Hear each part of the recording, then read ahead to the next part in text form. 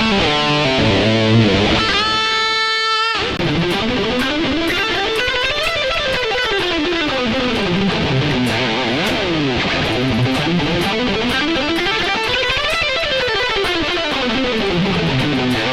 want to talk today a little bit about increasing your picking speed and taking scales and taking some of the little problems out of picking, or at least reducing them for a better practice time. So what I did there is I'm going to show you this lick. It's a 3-note per string, one of the modes. So I'm taking a note, double it, next string down, next string down,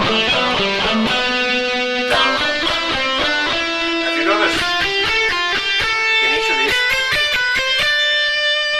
ascending, I'm always changing with a downstroke. When I descend, I double it up. I double the string.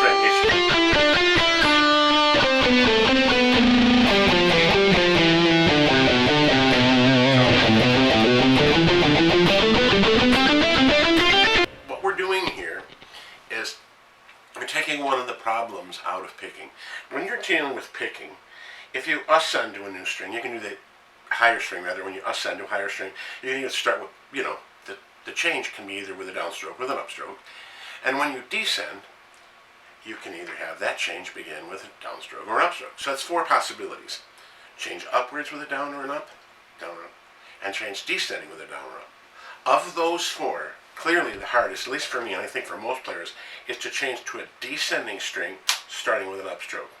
So when you take these 3-note per string fingers, it always down, up, down, up, down, up, down, up, down, up, down, up. You're always starting with a down, down, down,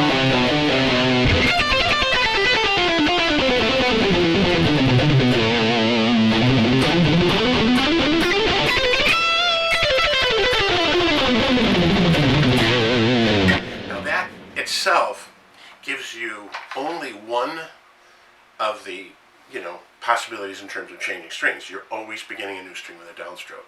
Now I'm not suggesting this as a method for playing. I'm not saying that's the best way to do it.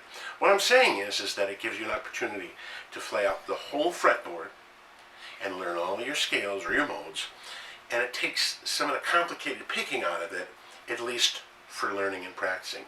I'll put the metronome on and start one of the scale shapes.